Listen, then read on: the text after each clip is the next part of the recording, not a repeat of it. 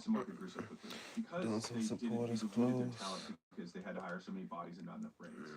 And because they wanted to grow, because they wanted valuations, they wanted money, they were what I would consider mercenaries.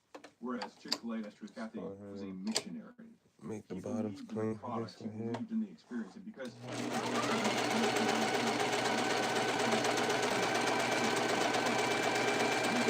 but he believed in his mission. That's you got mercenaries, you got missionaries.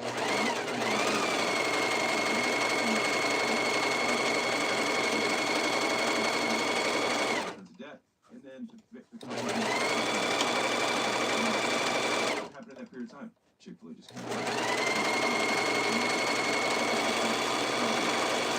they just grew faster.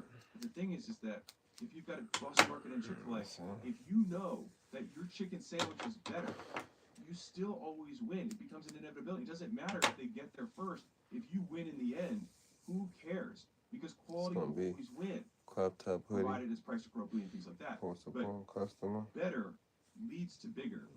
Bigger leads to bloat. And so this has been something that was really very hard for me to learn as an entrepreneur because, you know, we like them. I mean, I like the feedback of how much money we make in this month. I want to make sure it goes up. I want to make sure it goes up because it's a proxy for growth. Okay. And I used to say this and I like it, which is either the business is growing or I am. So if the business isn't growing or the business is going down, I'm growing. I'm learning what I'm messing up. That's what my supporting customer get, man. Growing, sometimes you're not learning because you're getting rewarded for the work that you did while you were learning while you're eating shit. This hand, sometimes you get both, and that's the ideal thing: is that it's growing and you continue to learn, and you keep your learnings ahead of the game.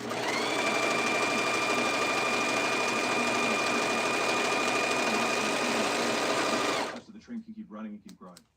A big lesson that I've taken from Esther Cathy and some of the best entrepreneurs like Elon. If you're going to enter a market, so Elon talks about this, if you're going to enter a new marketplace, you want to be an order of magnitude better than the existing solution. And so I'll give you an example. Elon talked about getting into candy or chocolate, which you might think, why would he even bother getting into that? I think it's because he had a gripe with Warren Buffett and Charlie Munger, which is really sad because I like both of them. He had a little bit of a riff with them. He was like, well, fine, I'll take out these candies.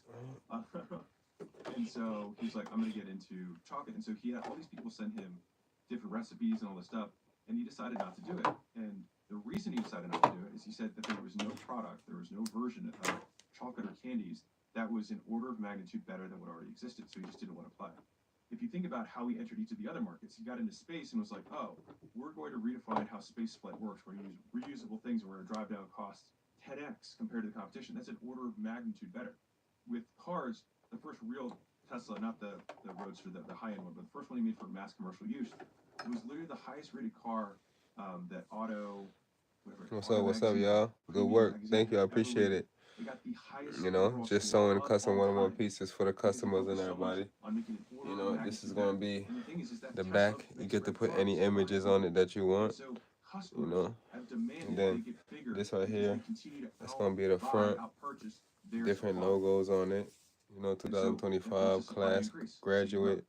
You know, since you want a crop top, so I keep trying to grow and I can't grow. Make her that. Sometimes you just have to think, you know what I'm saying? let's not grow. What if we did Definitely. grow, but we just had to make this That's the thing hoodie I made for absolutely Casanet over there. Just get better.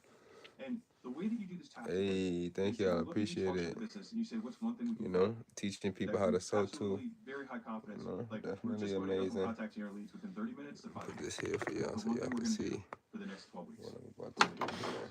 For marketing, what we're going to do is we're going to make sure that every single ad. So we're gonna fold that right there.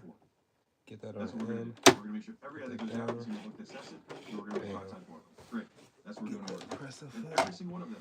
Here's the key point: is that once you start that, the next quarter, you don't just swap it. And this is what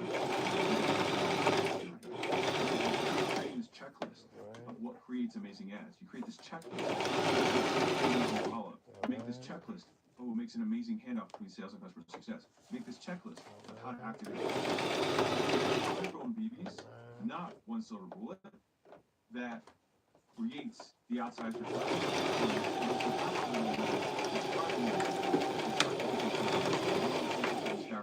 And then you might find out if your LTV skyrockets, maybe you don't have a marketing problem. Maybe you just weren't making enough per customer. And I can tell you this, the amount of times I talk to our businesses who are like, we need cheaper leads. We need cheaper leads. We need to lower our CAC. Okay, did The that. reality is, Right? How some y'all of doing? How the y'all doing? customers are not that good. And either you're mispriced, which does happen for Hey, sure, hey, much or love to your things y'all, aren't man. good, Appreciate which is y'all, man. 100% What on y'all your doing end. up late night? Fundamentally, growth You is know a what I lagging mean? indicator. Sewing The and things we growing, man. do to create growth You are know what I leading mean? This is the indicators. arm right And the here, things one of the that create arms. growth They are said the they wanted things the that make different it better. logos on there. And so So that's what I having put on. growth Thank as y'all a for the likes, desired man. I behavior appreciate it, man. is trying to make an outcome into an input. And then what happens is you have Mhm. growth for growth's sake. So And this here's the problem hand, with this, just as a big, this goes big with picture, this, is right? that if the reason that you're in So we business just did is that to quote clean make cut, money, if right? that's your Thank real y'all for the mission, likes. Make sure y'all give it a like, man. So we did that so clean many cut things right get thrown there. off. And so what Bam. happens So we're is gonna you line become this up at the distracted as an bottom, entrepreneur. This is why the right here. mercenaries fail compared to the So missionaries. see how Because that if you clean just want cut to make right the best there? chicken sandwich, anything It's that's gonna not a be chicken lined sandwich up isn't a priority. with You this could have right Chick-fil-A here. credit cards, right? Bam. Or Chick-fil-A miles. They could Right. do that stuff, and they'll probably make the money.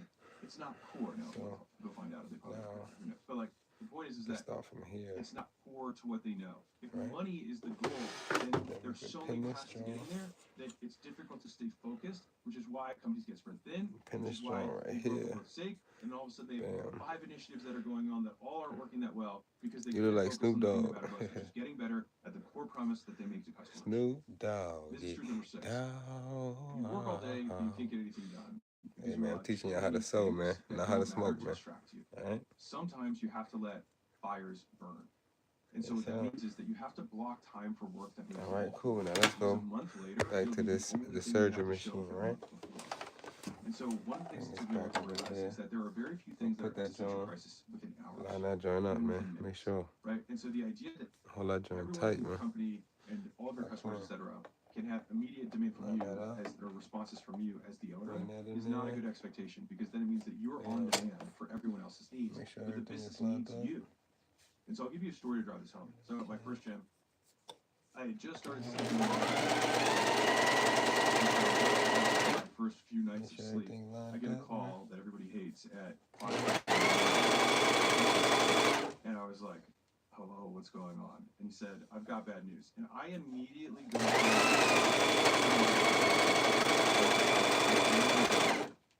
and I Come was on, man. We silent. sewing, I man. was like, what is it? And then he says, there's a water pipe that Get broke. this It's guy a leaking like, on the man. floor. Yes, definitely, And I was like, definitely. what do you need to do? Thank you, He's man. like, well, I don't know what to do. So I called you. And I said, well, what do you think I'm going to do? No, that's a He real said, one right there. You a I real could, I one, guess, G. call up.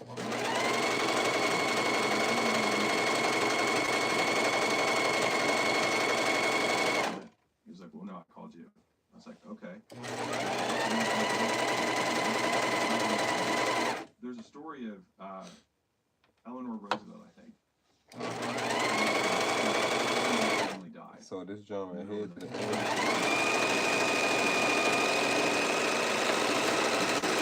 Mrs. Roosevelt, I have some trouble news. And it's like, You know what I'm saying? and she's like, what is it? It's So like, that to your the cousin, end. John died. And she said, that could Keep have that waited like so long. that. There's Go nothing I ahead can do and about pin it. this part right And here so together. there's very few things that will actually kill a business. And so if you allow everything to be urgent, it means that everything's a priority, which means nothing is. And priorities literally mean prior. They come first. And I literally prioritize my day by the things that matter most. And so I start my day, I do prior to my day the thing that I think will actually move the ball forward. Line that Because when up. I look Then back we right. at my last month to see the progress that I've made, I never think about, Hey, Susan, thank you, who I had to fam. give a refund to because she was dissatisfied for something, or we got a 1-star review and we need to, deal with that, or our chat support went down for 2 hours in the middle of the day, and people were like, why did the chat support die? Like, none of these things in the short term. There's almost nothing that kills a business in the So short we're term. gonna make sure And y'all like line the only real everything thing up is that right your here. payment processing.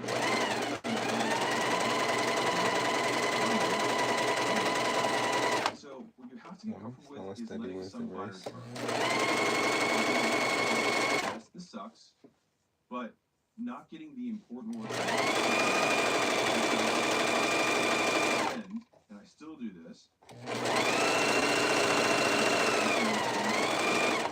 And I think that if I have a single habit that has gotten me the You furthest should in my start a life, business. is Yep, that I do got one, man. I work uninterrupted I make for the clothes. first What type of 36 business? hours of What my you day talking about? on the things that I think What you have the had? highest leverage in What the idea business. you had, man? And I like to go away.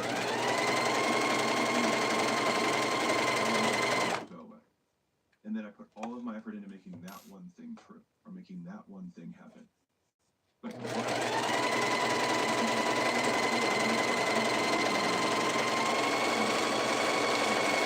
have to draw a line.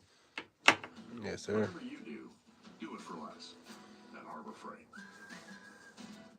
You know what I'm saying? That's one arm right there. Let's go ahead and finish this right here real quick. Cut this off. Yeah. And clearly see your way to money. Now this is taxes. Intuit Credit Karma with TurboTax. Fine grilled chicken breast strips in the freezer aisle. Oh, Tyson. Dove Men deodorant. 72-hour odor protection for sensitive underarms, all without aluminum. On March 28th. You know this guy? He's got a gun in his pocket. Put it on the table. That ain't no gun. It's a knife. From the director of The Beekeeper. This is human trafficking. Wanna have a race? You cop. You wish I was a cop. Jason Statham. Okay, perfect. Got that. This is nice. Thank you, family. Size small, so this is the arm right here. One of the first arms. Lines in the sand, or you will be spread too thin. You will work all day and you will get nothing done. Damn. To protect that first 4 to 6 hours, in the beginning I had to wake up early. So that meant I woke up at 4, I worked for 6 hours until 10, and I start my day at 10. As I made a little bit more money, I was able to like sleep in until make like some nice 5, pieces, man. or and then start working at like 6, and then I'd work from 6 to noon. And so everybody on my team, this has been for years, everybody on my team uses nothing until the afternoon. Like Alex only takes meetings in the afternoon. And so for me, I do my thinking work in the morning, and then I do my meetings in the afternoon. As I hired more people, more directors, more leaders, more executives, a lot of those meetings also were able to disappear. And so now it just became like I have a meetings day, and the remainder of my week is just completely open. Here, like, let me show you how this plays out. Like that. Someone reaches out and says, "Hey, I got to connect you with Jimmy. I think you guys would have a lot of synergy. So we can just this would be a really important connection." What we gotta do, and you know what I mean? I say, I take meetings on Mondays, GA. and they're like, "Oh, I don't think you can do that." And I say, "Okay, I guess we won't meet." Just sit there, and that's it. So and you'll be amazed oftentimes that if they really want to meet you, they'll make it work on Mondays. And if it means that it's also 3 Mondays from now, then it's 3 Mondays from now. And I will say this, if I don't meet Jimmy, you know how many people are there on Earth? There's 8 billion people. I'm not going to meet most people. And the likelihood that Jimmy's going to actually do something, because like if I know what I need to do to grow my business, there's not a lot that Jimmy's going to offer me there. Like if I'm very clear on my strategy and I'm very clear on my execution, anything that's not that fundamentally loses me money. It certainly doesn't make me money. And so just being okay with saying no. And so I'll give you the tactic around this, which is to say, I like to say, so this is how I do this in social settings. I'd say, hey, I'm actually not taking meetings. Once my book launches, I'll say, I'm not taking meetings. And I'll just always have something that I'll just push out that's very far in advance. Well, a social reason to feel okay that I'm saying and so that tends to work pretty well. If you have a team where people manage your schedule for you, like assistants, and you put a meeting, it's shot. Like I can't get into any kind of deep work, and then no, like we don't do that. If they are going to do something and it's very urgent, and I book from the back door, if I say I want to end my day at 5 or whatever, 4 o'clock. So from 4 to 5, if it's an hour long meeting. And if I have a second meeting that day, then it's going to be from 3 to 4. And so I still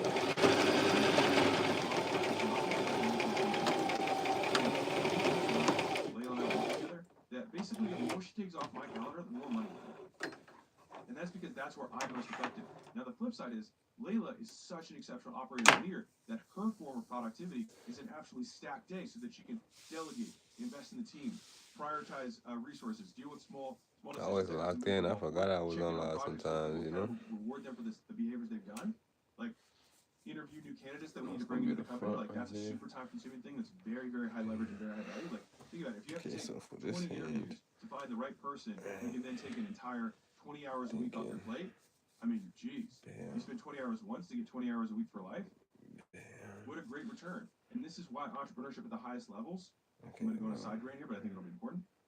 Entrepreneurship at the highest levels is always hiring ahead of where you're at. And for people who don't like their current business, I can promise you that if you grow it enough, you're just going to be dealing with people. All businesses at the top are, you got a marketing person, you got a salesperson, you got a product person, you got finance, you got legal, you got tech, and that's the business. And so whether you're selling widgets, you're selling services, you're selling software, fundamentally, you're just going to have a bunch of people that are executing those things. And so at the very highest levels, business is all the same. And you have to learn how to play.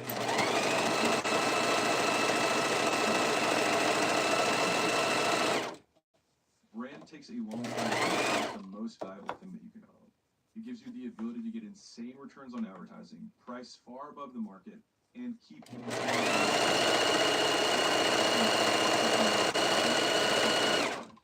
And so this was, I mean, this is probably the lesson that took me so long to learn. Like, yeah, I mean, many years. I mean, I think I would say it took me a decade to learn.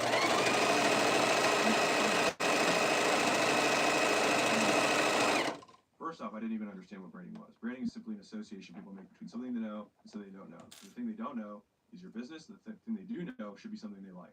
And then over time,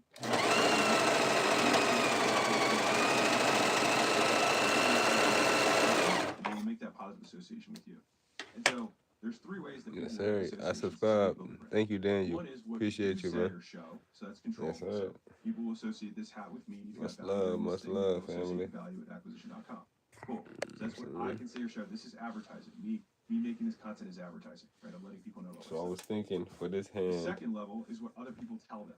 I And was so thinking that about means doing either someone who's like interacted with your a advertising patch or on someone's there interacted with your product. with So this, it's like, but hey, I'm thinking about I saw just putting this on the trailer hood for Mission as a Impossible, patch. 306. Yeah, I think I'm gonna And, just put this on and the you're hood like, I think I'm gonna go instead. see it. Now, if your friend says, Because that would make more I saw it, sense, it I was think. bad, don't waste your money. But like that, go see it. If I agree with that person's taste, it's, key side note there. If I tend to like the same movies they like, then I would take that really heavily. If it's like my mom and I don't agree with movies that she likes, I might just go see it more. How y'all feeling today, though? How y'all feeling today, though, man? And so, what you say as the company owner is thing one that you can control the most. Thing two that you can't really control is what other people say about your stuff, which then goes to C or 3, which is what the customer ends up saying once they experience it. So it's what you say, what other people say, and what they actually experience. Man, sewing is And the so, best, as you though, can bro. imagine, Like, what they experience, you see making the ad, clothes for you think people. about going to the movie. Someone tells you.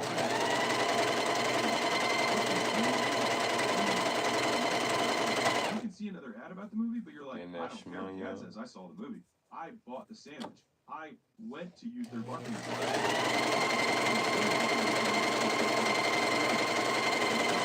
This is why brand and product are always going to be People out with interrelated. what they Because really how do you need. get what other people say to be good to your potential prospects? No, You make sure so- that they're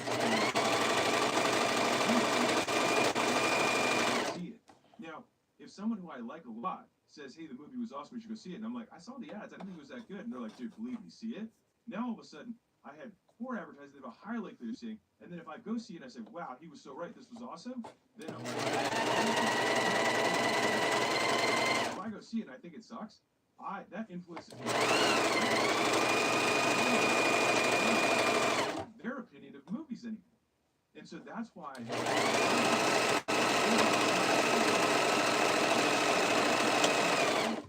risks relational.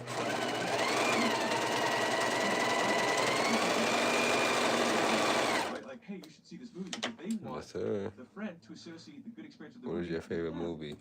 And that's why people do My things. favorite That's why movie, you do refer products that it you was this actually like movie because called you want Epic people Movie. to associate But that like, problem solved because I of the don't thing that know, you man. connected Like, into, right? it was And so just, we want I to don't be know that why connection, and that's how we make money. that movie just Now, stayed if we're thinking stuck in my long-term, though, head. from a But branding perspective, if you make a big promise like that. and you deliver on that promise Home consistently, Alone was a people cool will say, one. wow, they are what they said they were, which is one of my biggest rules of marketing is state the facts and tell the truth. Don't make promises you can't keep. And just say, hey, this is why I like using this store. It's just so much different movies that's cool. I don't know like the name of it for real. There you go. But those are just off the top of my brain that I could think of. What about you, man? Strongest lever on profit of all things that you can control business. If you get people to buy something for $1 million that other people buy for $10, you're gonna make a lot of money. And so price is one of the strongest things that has a lever in the market. And you can measure the strength of a brand by how much above the commoditized price or what other competitors charge, you can charge because of what's your favorite movies? So if you look at like a Nike versus a generic brand for t-shirts, shorts, shoes, basketballs, whatever. You like horror movies? Charge a premium. Okay. What type? What's your favorite? What's your favorite top 3 horror movies, man? At higher prices. Cause you know they got comedy horror movies, they got like real horror movies, so they got all types of type. You know what I mean? The brand becomes, how much does it cost me to make these associations that people find positive, and then you spread that all out type of movies, man. Halloween. Okay, Halloween horror. Yeah. That gonna be mad funny sometimes, but with them crazy characters and costumes they be wearing, dog. Then I have $3 million of access that joint do be crazy though. Can't lie. Halloween is crazy, bro. So like Halloween is like one of your favorite like holidays or whatever that you wanna call it. Then I get a 10 to 1, or I'll say 300,000 to make it math simple. If I pay $300,000 to that association, and I can now charge to make $3 million extra, I get 10 to 1. Leatherface. Yo, what is? I don't think I know that one, bro. Count the same for branding. That doesn't sound funny though. You just have to measure over a longer time. Leatherface. That's the difference. My God, Leatherface. Branding gets Leatherface far better going returns crazy. on advertising than anything else. It just takes longer. And so think about the direct response. Got Leatherface come leather up your whole face or something. You write a check in and you get money out. You write a check in, and the moment you stop spending that money, you stop making money. Leatherface do, man. Long-term investment. In the beginning, put the body together. You're investing money put into the shoulders first. Stock market, but it's not really compounding yet. The thing is that you keep doing that, you keep doing that, you keep doing that, and all of a sudden the compounding starts to become this monster that you can't even spend enough marketing dollars to make up for that level of compounding, and that's what happens over time. It just takes time to get there. But the way that you control it are that you make sure who you're trying to sell, also the people that you associate with public. The second part that you can control is how much you deliver on the promise. Because the experience is always Texas Chainsaw Massacre. Isn't it Texas or is it Texas? Just because we see that, like, cool, they say they're great. I'm not sure. Now I go to their site and I read reviews to see are they telling the truth or not based on approximate reviews. And then I say, okay, well, this guy had a 1-star, but it looks like he isn't a lot like me. Now I look at these other guys. I don't even know like my use case, and my they have favorite scary movie I of feel like my mine. risk adjusted on making this purchase is low. Now I buy it, and then I decide for myself. No, because when you think about it, I just think like scary, it's like Scream, scary movies, the nostalgic movies and stuff like that, you know? Even with the premium. And this is how you start, how branded in itself is a very competitive mode. People who buy Apple become Apple buyers. They just only buy Apple. Doing that custom work so, for the customers, man. Somebody else's product might even be better. They don't want to risk trying it. They don't want to have the cost of learning a new interface and all this other stuff. And so, brand gives you higher returns on advertising, allows you to price far above the market, and get people that once they buy from you, they keep buying from you. And you do that by what you say, what other people say, and what customers experience at the very end when they use your product. And that either gets them into the buying loop again forever, or it kicks them out. If you look at the cutting-edge direct response world, the strategies that they use approximate. Yes, sir. And so, let me. Yo, man, what's your favorite cold traffic? People who don't know brand out there right now? Once those people go on your roll, often. And what's your favorite color too? It's a very impulse purchase. You have something called like a warm-up sequence, or a nurture sequence, or you deliver value, or you give lead magnet. These are all things that actually approximate branding. So if I give something that is very valuable, well thought out, has lots of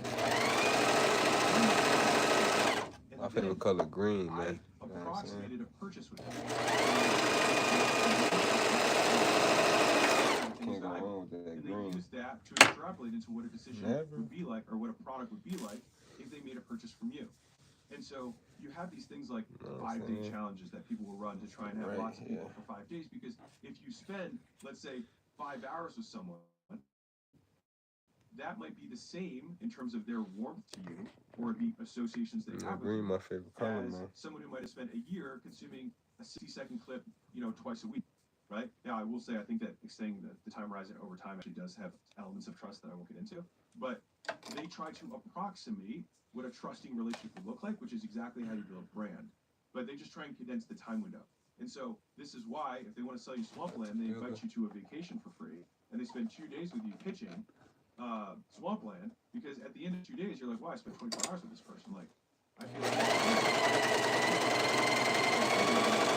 anyway, in attendance.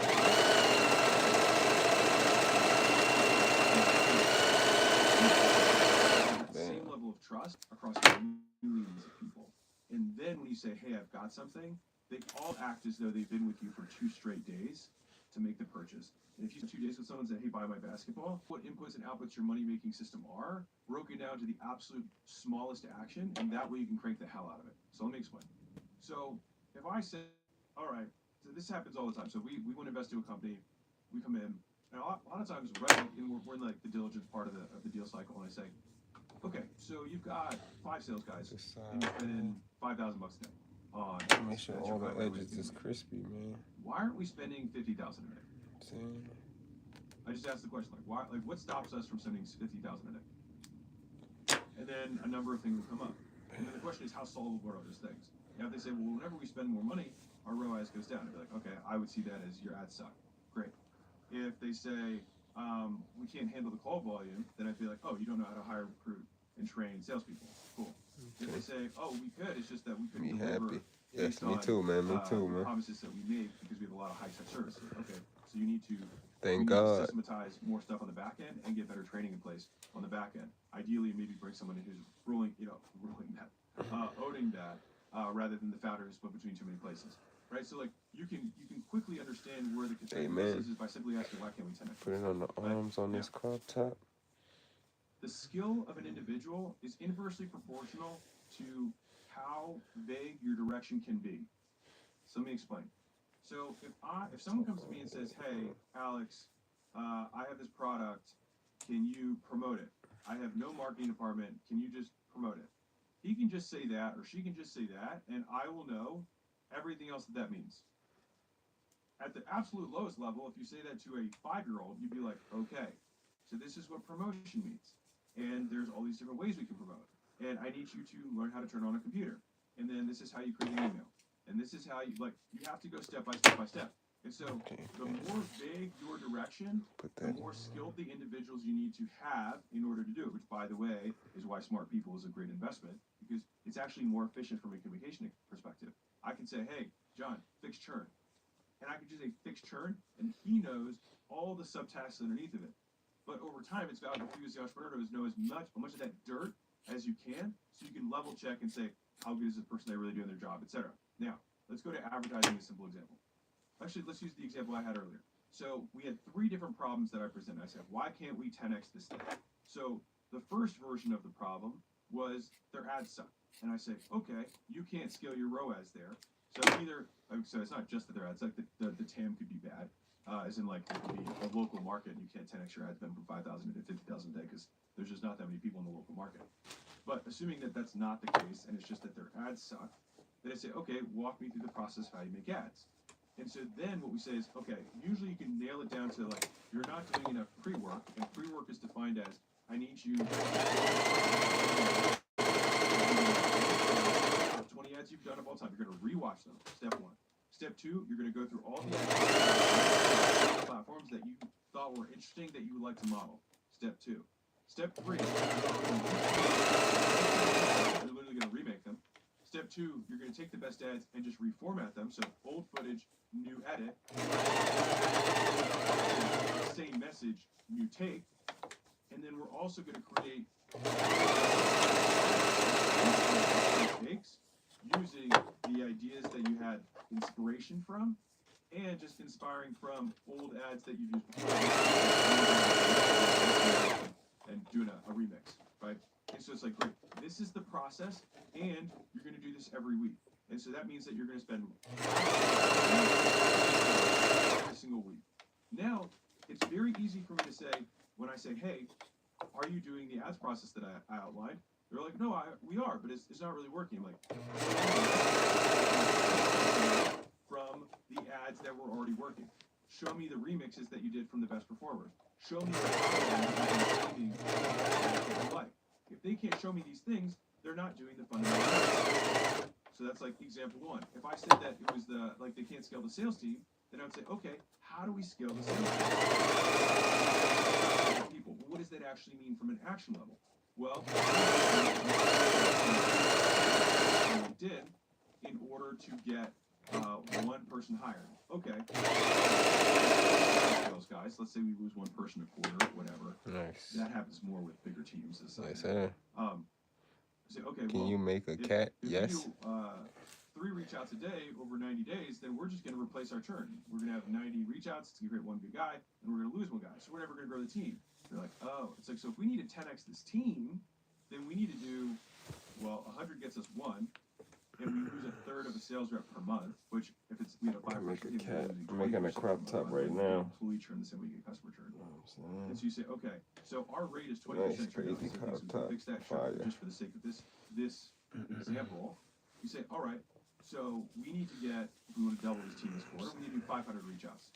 That 500 reach outs is going to result in, call it, 50 interviews. And 50 interviews is going to take them some time. So we need to take at least, call it 10, maybe 15 interviews a week because we want to be ahead. Because I don't want to get it by the end. I want to have these people done and onboarded and productive by the end of this quarter, not just finished. And so if you're like, wow, going from 5 to 10 is a lot. Dude, we went from 0 to 40 in a company. Like, it's 100% just your belief set of what's possible. And I will tell you this right now, this is just a life hack for making more money. So many entrepreneurs, like, you built a 5-person sales team, and you immediately scale whatever business you do next to a 5-person sales team, and you stop there. Because you just don't know how to grow past that. And so you just do what you're comfortable with. A lot of you guys are comfortable at $1,000 a day in ad spend, and you just know how to do that, and you can't get past that. And so you have to break these limiters that you have and say, why can't I spend $10,000 a day? Why can't I hire 30 sales guys to do outbound in 90 days? I heard a story of a multi-billionaire entrepreneur, ex-Blackstone guy, that has raised billions and billions of dollars, whatever. And he became, I can't share the company. Company's worth over $100 billion now, and it's not Shopify because I'm thinking about Harley. It's not him. And he started this new fund, and in order to start it, and he raised, I think, like $20 billion his first lick, like high level dude. What he did was he flew out. I think he did 200 interviews in 7 days. And so he said, everybody come here, fly out to my warehouse. He had his team of 5 killers with him that he knew that he took from his last thing. And then he got his team to start the higher level entrepreneurs do, that it would take a junior entrepreneur 3 years. You can only take 2 interviews a week. If it is the constraint of the business, it is your job. And so you have to be able to break down what's the So figure out the problem, and then figure out the action that you actually do, not the output, the action that you have to do, the inputs at the most basic level so that you can crank that out of it. Stop looking for hacks. And I mean hacks differently than like shortcuts. I mean, you know when you see something like, oh, because that's what's working really well. Or start doing this new messenger thing. If you have to jump from these little mini trends to mini trends to mini trends, the moment that little mini arbitrage thing is done, you're done. Of the platforms that you advertise on are. And so if I know that, for example, YouTube wants people to click and they want them to then if I just always optimize all my effort to getting those big things right, whether something's trending or like, oh, yellow backgrounds are doing really well in the short term. On every single comment, well, within 6 minutes. Otherwise, like it changes the. Anytime someone tells me algorithm stuff, I because unless the goal of a platform has fundamentally changed, all of this other stuff is distraction. Because again, what's the one thing that matters most? If I make something that's so good that everyone can't wait to tell other people about it, the platform is gonna want to distribute that. I don't care what the algorithm is. It's going to, even if it doesn't, so this is a real talk. 100 people who saw it. And so Locked in. it's so much better to spend 100 What hours time do you finish? than doing 100. Hey, maybe like some of that's like, wait a second. 30 minutes or 1 hour. With, you got to do lots I of might have to do one more after quantity this. matters because it teaches you how much work it takes to create quality.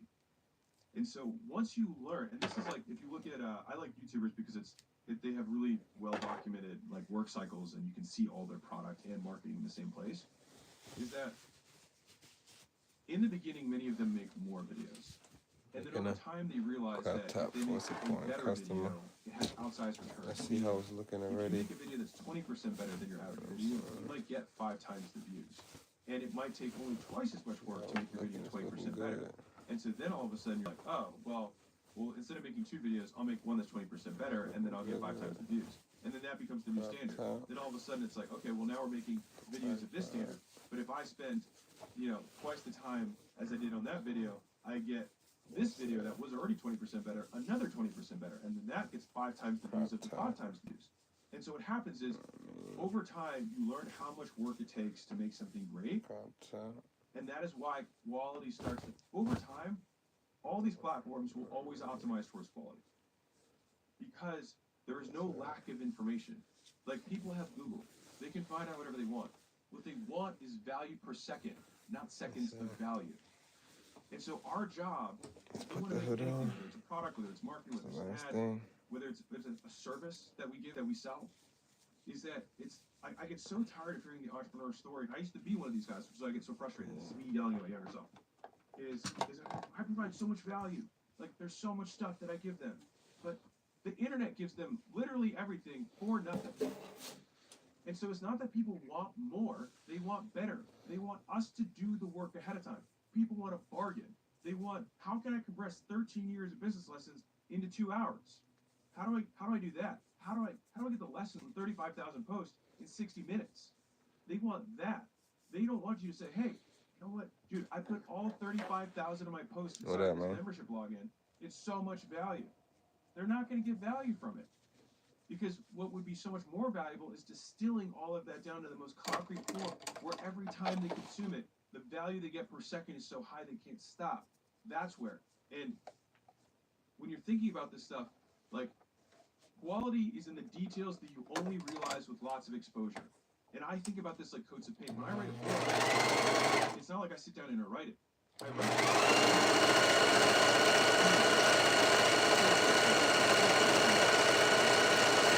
I got from the consulting and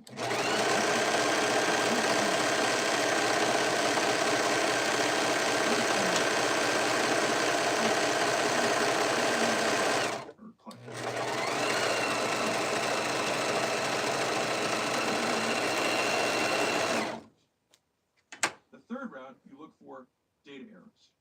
The 4th round, you look for misspellings and typos. The 5th round, now all of a sudden, every time you're reading it, you're also going to catch other stuff too. But you're specifically looking for one type of thing. And I'm not a video editor, but I would fucking bet that this is exactly how you edit video. You think, okay, let's look for lighting this time. Okay, let's look at transitions this time. Let's look at sound and music this time. Let's look at the actual content itself this time and make sure that there's no gaps or space. And so it's coats of paint, and that exposure over time and looking at it when you start early in the morning. And the second time you look at it, it's after lunch. The third time you look at it in your bad mood. And the 4th time you look at it, you just talk to your wife about this other thing. And that's top of mind. And so you look at it through these different frames, and you get away. It's like sanding down the rough edges. And you just keep getting at it, and you put different level grade sandpaper so it gets finer and smoother and smoother. But that only happens with exposure over time and lots of licks. And so you make the money in the edit, you make the money in the distillation, not in the creation.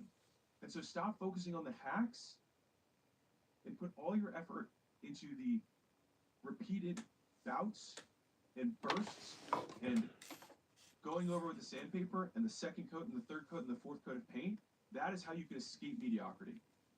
And that's what everyone who's mediocre is unwilling to do. They think that the moment they put the last period on their document that they finished writing a book, when really they just put 80,000 words into a document that no one's ever going to read.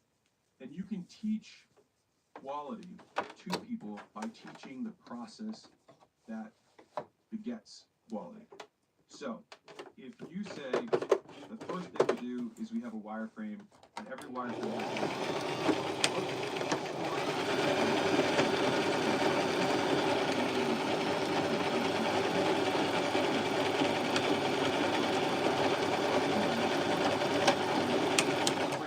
Checkbox 3, we look for transitions. Checkbox 4, we look for. And so then they can follow your step for creating quality. And most people just never document what they do, which is why every time they have to it's so taxing when you're small. You can document these things for yourself, which A, by the way, will make you better. B, it'll also make it easier for you to bring new people in so you can ultimately replace yourself and keep the quality where you want it to be.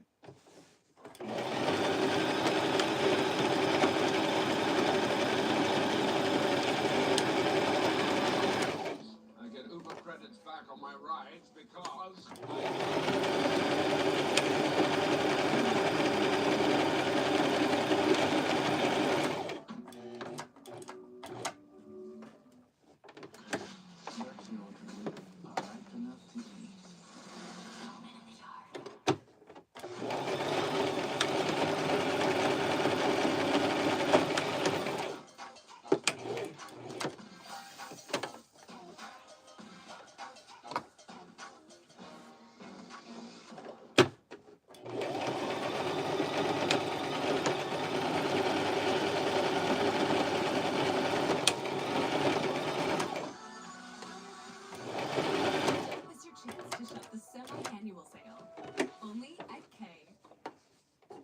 Business Truth 10. The best people cross. I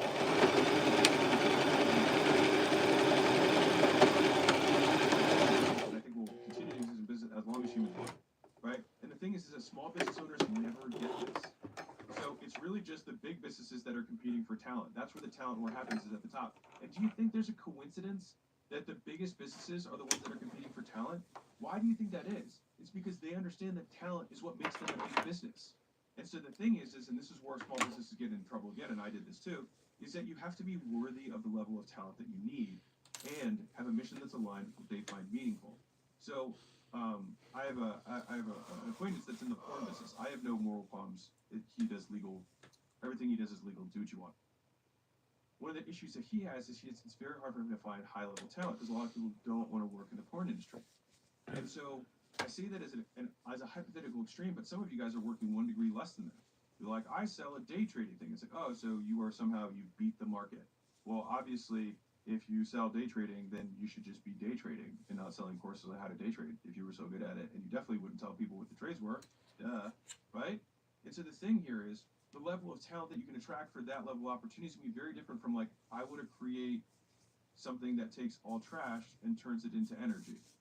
You're going to get people who are very mission driven. There's a reason that every single one of Elon Musk's businesses is here to save the world. That's not a mistake. Now, there's two elements to that. One is that they could save the world. The second is that that's what he makes it about. So Twitter before this wasn't about having free speech and civilization. It was just a social media platform. But now it's the last beacon or bastion of free speech. That's what Elon has positioned it as. Now, ULA, which is United Launch Alliance, which is a government contractor that does a lot of space things. You might not have heard of them. But SpaceX is how mankind is going to survive if anything happens to Earth. And so we're going to become an interplanetary species. So the likelihood that we can survive any kind of event, if we're a multiplanetary species, goes up for our survival as a race. And so he made SpaceX not about doing rockets and government contracting, which, although that is how they make their money, he made it about saving humanity. Tesla is about its electronic cars. There's a zillion other car companies that have electronic cars. But why is it only Tesla is about having this because it's environmentally friendly? every one of his companies he makes about saving the world. And by doing that, you get people who will work night and day. And so I'll give you three personal examples that I've had around this. I remember when I had my first $50,000 a year employee, because before this I'd only worked with hourly wage employees at my gyms. And that one person gave me the time, because they could manage my first location, to open up my second location. And so, so I paid $50,000 a year for somebody. The second location made $250,000. I got 5 to 1 on that. Great investment. Now, somebody might say, "Oh, I don't do that." Well, because I want to make $250 on the next thing. The second story I had, this is a little bigger. My first $300,000 a year employee. Guess what they did? This was my first really, really exceptional salesperson. He brought in $5 million. Was that worth it? Absolutely. Absolutely. So it was worth it, and it was even more worth it. My first $1 million employee immediately, in their first 90 days, saved me $3 million a year. I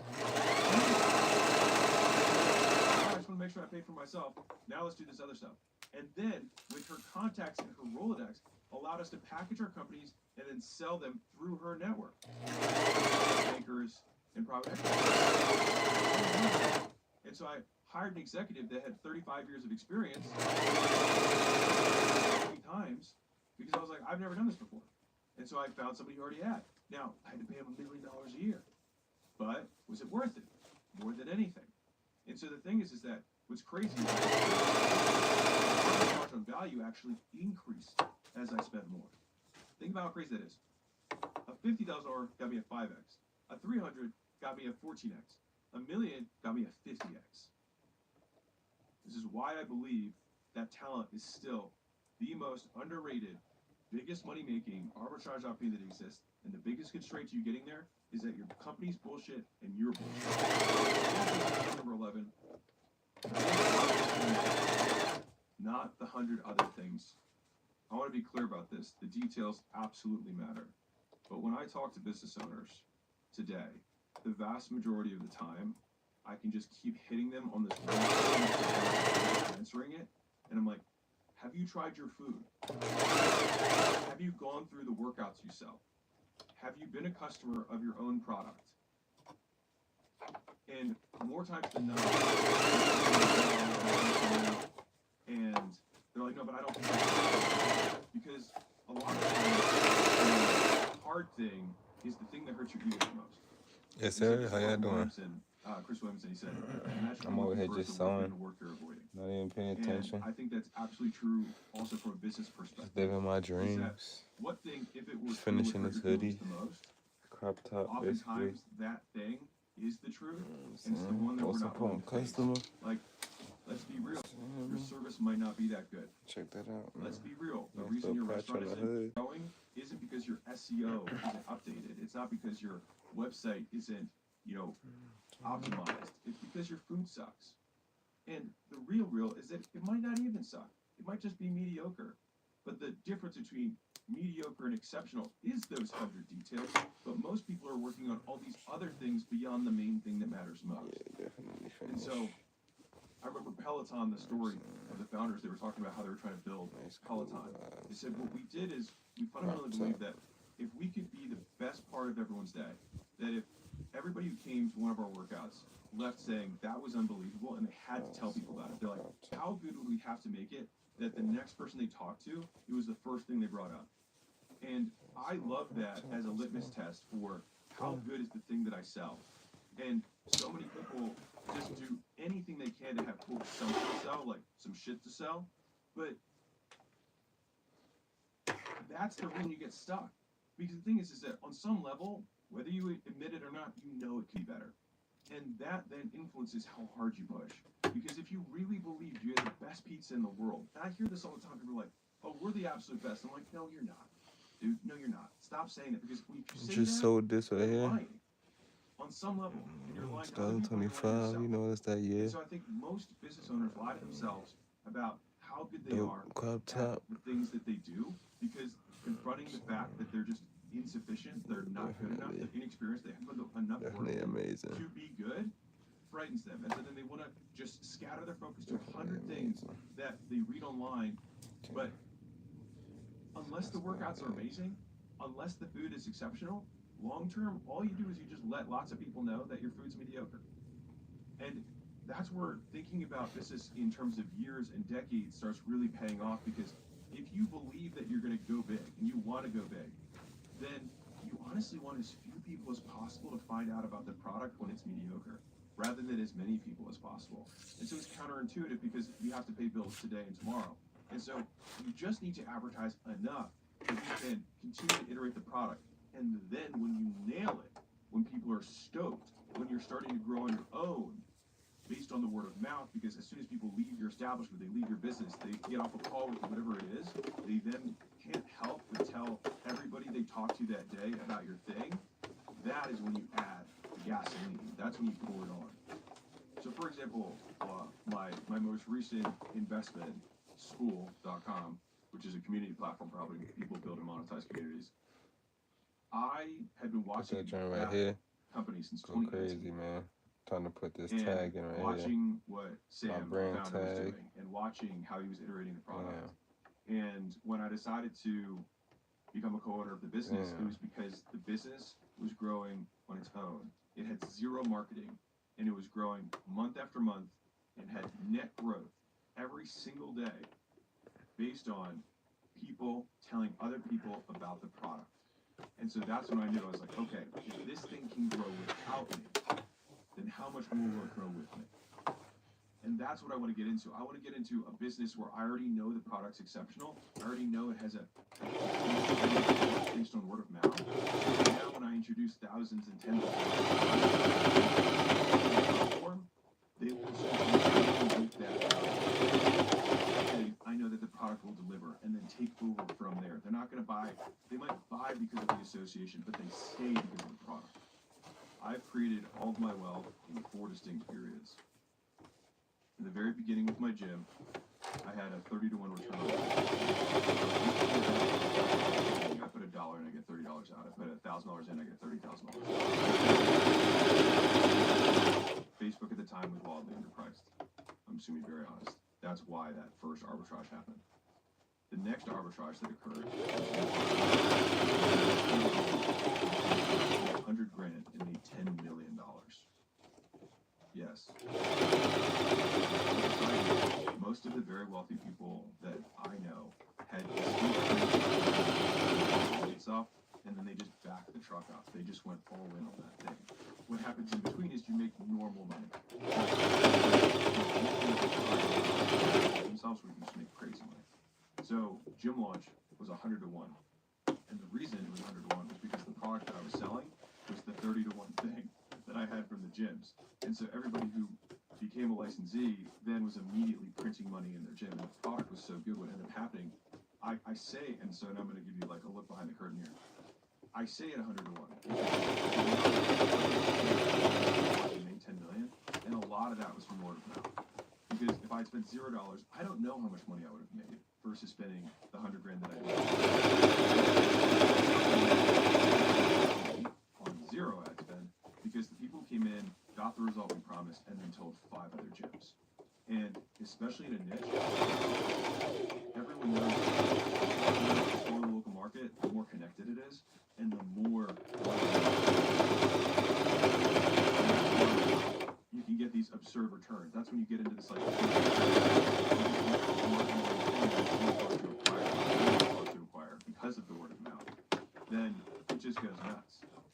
And you just you're just accepting money hand over fist, like, oh my God, this is unbelievable. And if anything, that's when you kind of throttle back to make sure that you can consistently keep that word of mouth and you can deliver on your promises. By the way, if this is valuable for you or your team or your executive team, don't be lame. Share the game. This is how we know that you want us to make more of this, honestly. Just like we look at data, the more people share it, the more we make more of that stuff. And so if you're a business owner specifically, I'm calling you out, I'm making my stuff for you. And so please share it so I know that this is the type of stuff you want. I'll go. Come on, buddy. I'll go. I'll go. Perfect. All done now. All done. Got that tag in there. Find grilled chicken breast Looking strips nice. in the freezer aisle. Oh, Man. Tyson.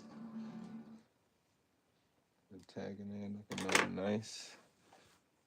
Know what I mean, Brandon. I've been marketing for 13 years. I built and sold 9 companies. I sold my last company for $46.2 million to American Pacific Group. I've also written 2 books on marketing that have sold over 1 million copies. Here's 13 years of marketing advice that will make you more money. Piece of advice number 1, start with low prices or even gasp free. The reason that I say that is because if you start there, then you can go up. It's very difficult to come down. And in the beginning, you want to get flow through the system. And so it's totally fine to start it free and then start bumping up from there. And so I'll give you 3 quick examples, and then I'll show you how to do this tactically. So when I started my first ever business, it was a online personal training business. This is 13 plus years ago. And when I started, I didn't know anything, and I was so afraid to charge people money to begin with. And so, but I did want them to pay something because I wanted them to be invested, because otherwise people don't follow through with their workouts or their nutrition plans, etc. And so I said, hey, just donate to the charity of your choice, whatever charity you want to. In exchange, I will then train you for 12 weeks. And so people would donate, I think it was $500 or $1,000, it was their choice, to a charity of their selection. And by doing that, I actually got my first 13 or so customers just by making posts and DMing people that I knew. And it didn't feel weird because I was like, hey, I'm doing this kind of nonprofit thing. I want to help you out if you want to lose weight, and you can feel good about it, and it's a write-off. And so we were like, oh, this is pretty cool. But the thing is, like, that was the first time I ever did it. And then from there, I said, would you guys be willing to pay me now after we finish this 12 weeks? And a lot of them were like, sure. I was like, yeah, I'm the charity now. And so after I did a good job, they were willing to do that and refer me customers. The next business that I did this with was Gym Launch, when I actually started flying out to other gyms. So I used to do turnarounds, and I did that for 2+ years, where I'd fly out to a gym, set up all the pricing, do the marketing, all that stuff, and I did it all for free.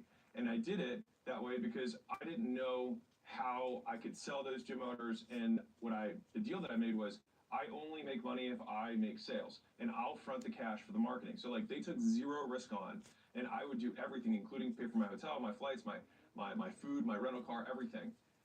But being able to do that, it allowed me to get way more yeses quickly, test out the system in 30+ markets that I had, which then eventually led me to licensing that system to 5,000 locations, and that was the company that I sold to APG. The third time that I did this was when I started my software company, Allen. And so when I started the company, I was like, I need to get some case studies. I need some testimonials. I need some stories to share successes, right? And so I think a lot of people in the beginning think this is only a beginner thing. But even if you're a big business owner, when you start out a new product or a new division, starting with free customers just makes a lot of sense. And it's for 4 reasons. One is that free customers become customers who become paying after the period, as long as you do a good job. So it makes money in one way.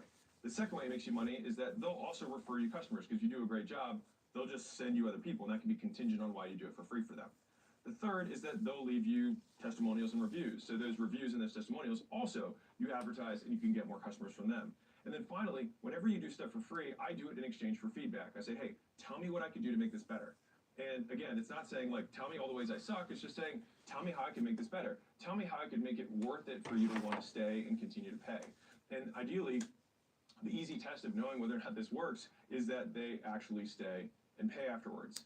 And so it's the easiest way to get going on any new product. And I think so many people start trying to sell stuff too soon without enough proof. And in the beginning, you put suck. any images on it, new product, your new division. everything. And so I'd rather not ruin my reputation. Say I'm giving it away for free. Give the reason is that I'm brand new at this thing, or I'm trying this new thing out. And that way I'll get a little bit of grace. And then that way I can make the thing better in an iterative process much faster for an hour. People, because I'm giving away for free or at cost. Now it's time to go send this to the supporting customer. They feel like they owe me because I've done a Let me great show job. y'all the last Then I can little. market those and go up full price. So here's how you actually do this tactically, going from starting at low prices to moving all the way to where you want to be, which is high prices with big premiums, right? And so what I'd say is, after you have your first test case study batch, so call it 10 or 20 people, depending on the size of your product or your services, after that, every 5, I just go up by 20%.